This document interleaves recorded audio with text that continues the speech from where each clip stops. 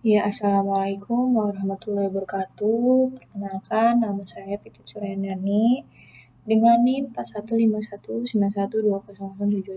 jurusan Teknik Informatika, Universitas Mercu Buana Jakarta.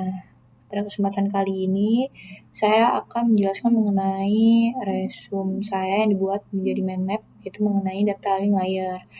Nah, data link layer ini kita akan belajar beberapa ya, topologinya, data link frame-nya. Nah, tujuan dari data link layer ini adalah menjelaskan tujuan dan fungsi lapisan data link dalam mempersiapkan komunikasi untuk transmisi pada media tertentu. Nah, topologi kita belajar topologinya itu untuk membandingkan karakteristik metode kontrol akses media pada topologi WAN dan LAN. Nah, untuk data link frame-nya kita akan menjelaskan karakteristik dan fungsi frame data link. Nah, di sini sudah ada gambar mengenai OC model, OC layer ya. OC layer ini, nah data linknya ini berada di layer 2. Nah, ini si data link ini merupakan hardware layer. Nah, lanjut adalah purpose of the data link layer itu terdapat 4 ya. Itu mengenai data link layer, EA802 LAN or main data link supplier, providing access to media, data link layer standar. Nah, pertama adalah mengenai data link layer ya. Data link layer ini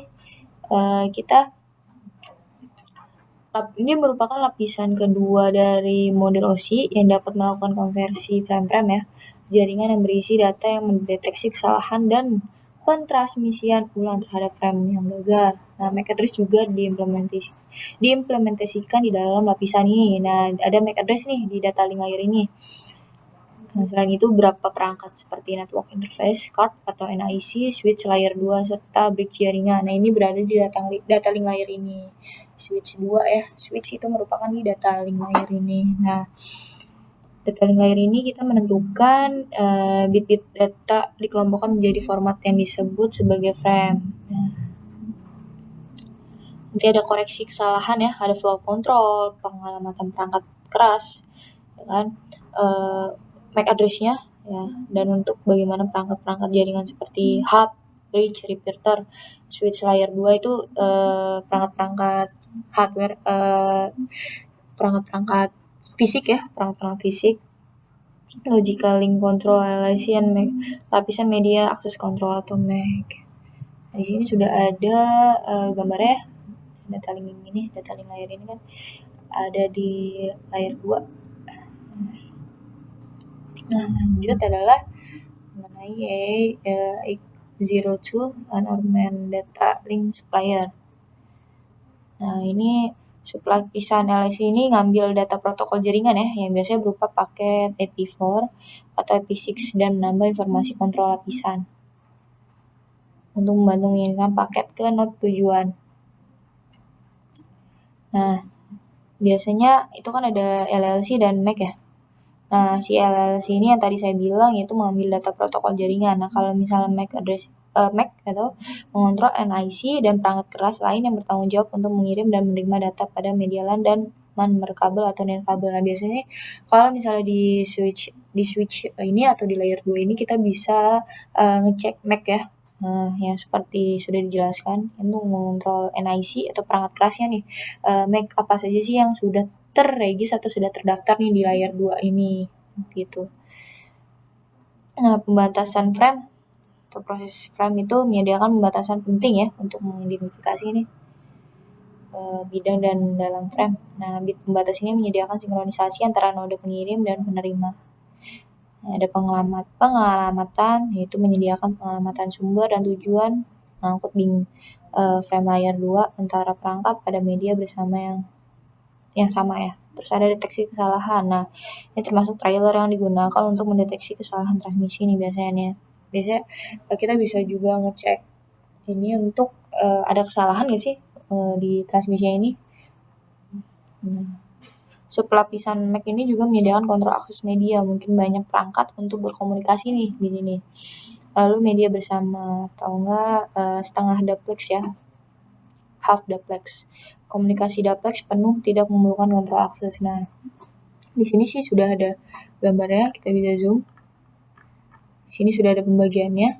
Nah, data link ini ada di layer 2 ya. Layer 2 ini ada LLC dan MAC supplier. Nah, di sini nih ada Ethernet, WLAN, sama WPAN. Nah, kalau misalnya Ethernet ini biasanya berupa kabel Ethernet, Giga Ethernet. Nah, ini terdeteksi nih nanti di MAC address-nya, atau bisa juga kita terdaftar melalui WiFi, atau bisa juga dengan Bluetooth. Nah, si data link ini dia berada di layer 2 merupakan fisik.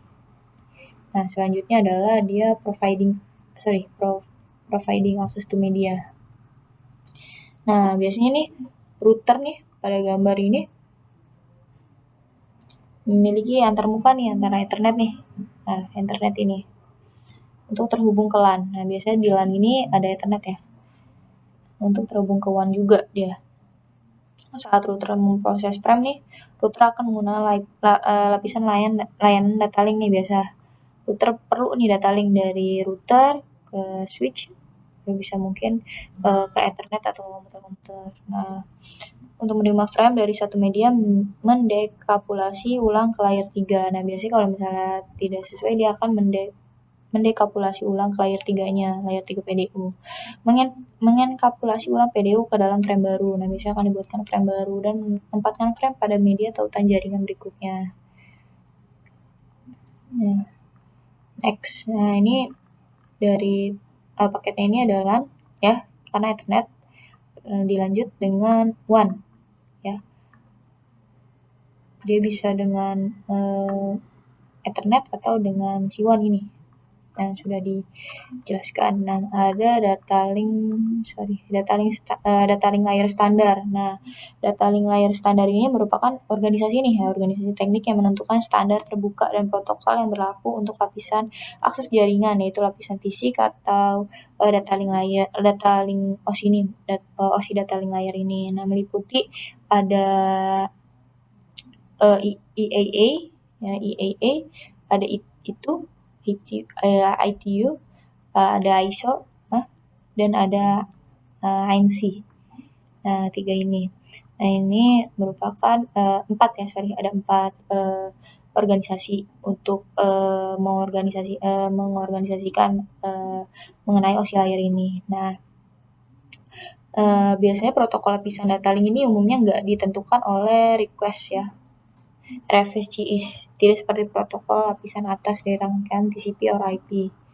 Nah, ini untuk penjelasan aja kalau misalnya si engineering ini memelihara protokol dan layanan fungsional untuk rangkaian protokol TCP or IP di lapisan atasnya. Tetapi mereka tidak menentukan fungsi dan operasi lapisan akses jaringan TCP or IP. Nah, kita next ke mind map berikutnya. Itu ada di mind map topologi. Topologi ini cukup banyak ya, ada 8 nih subbabnya yang harus kita bahas, yaitu mengenai pertama adalah fisikal dan logik ya. Ada topologinya ada fisik, ada logik ya. Kalau misalnya si fisik ini biasanya point to point atau start nih biasa dia pakai ya. Bisa kita zoom.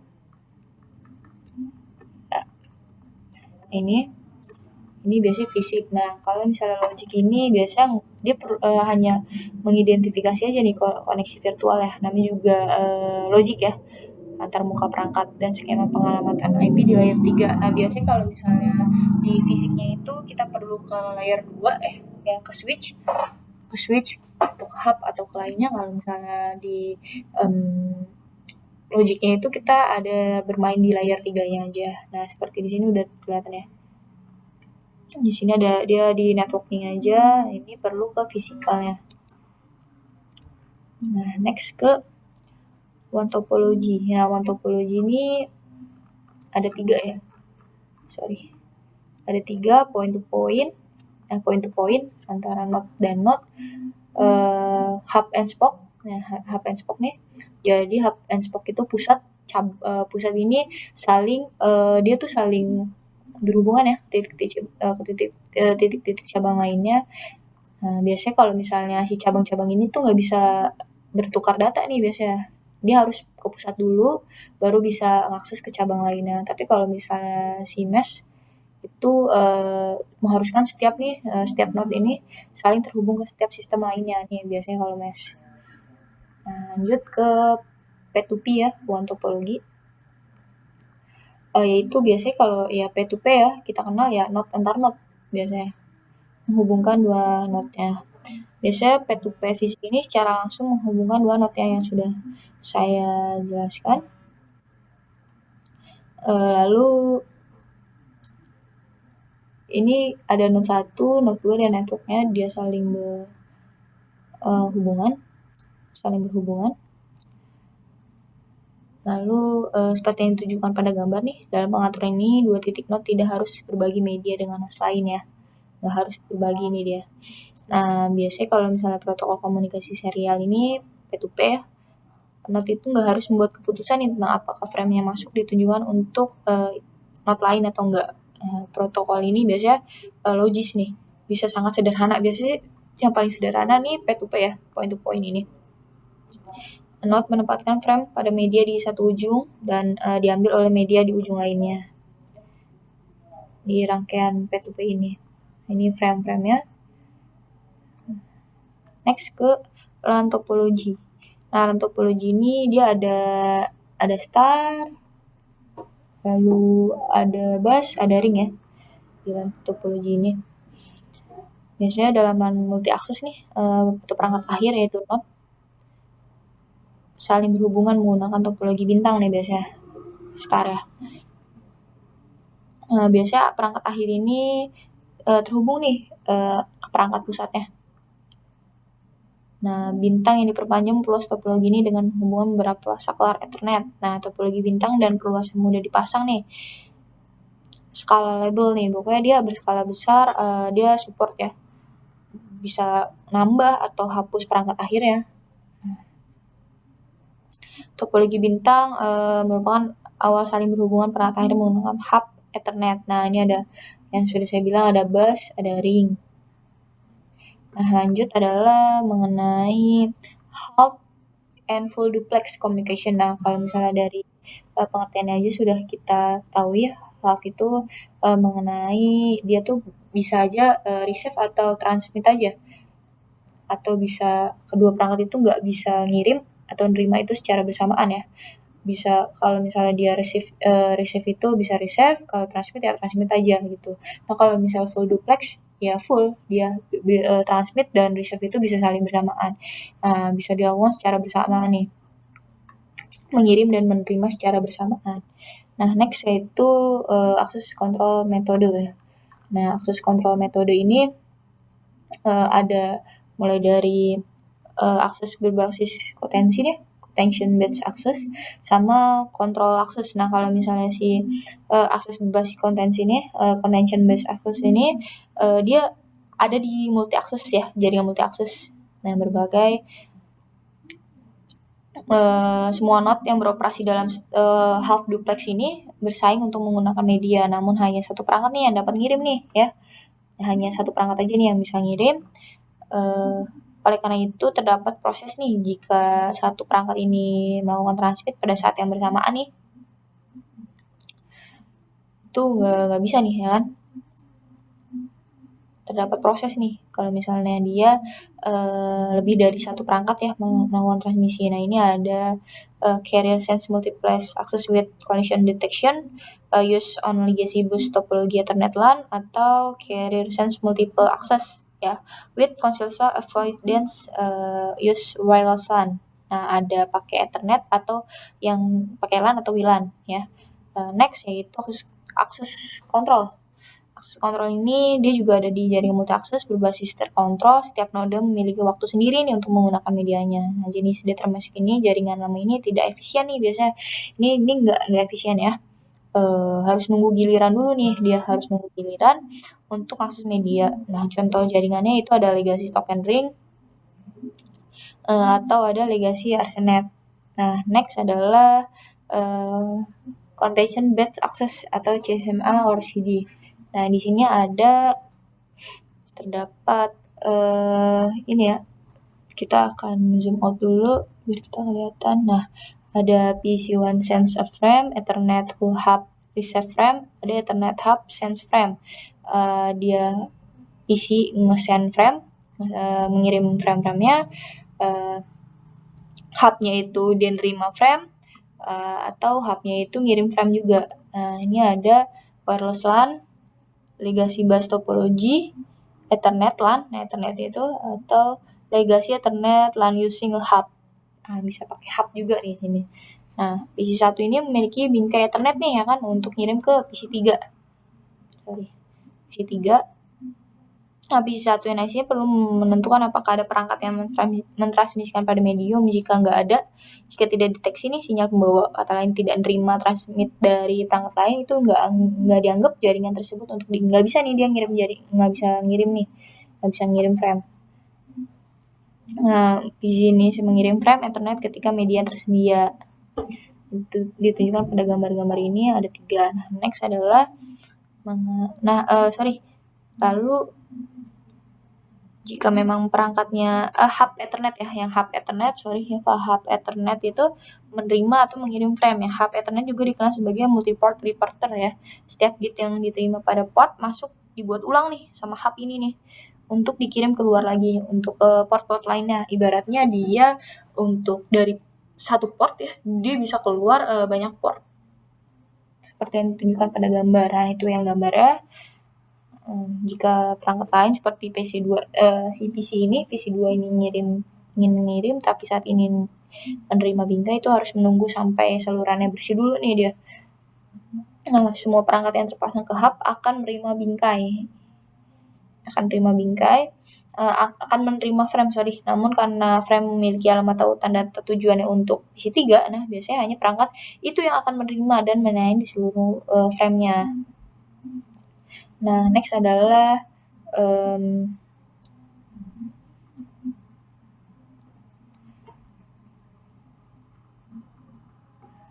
access control metode.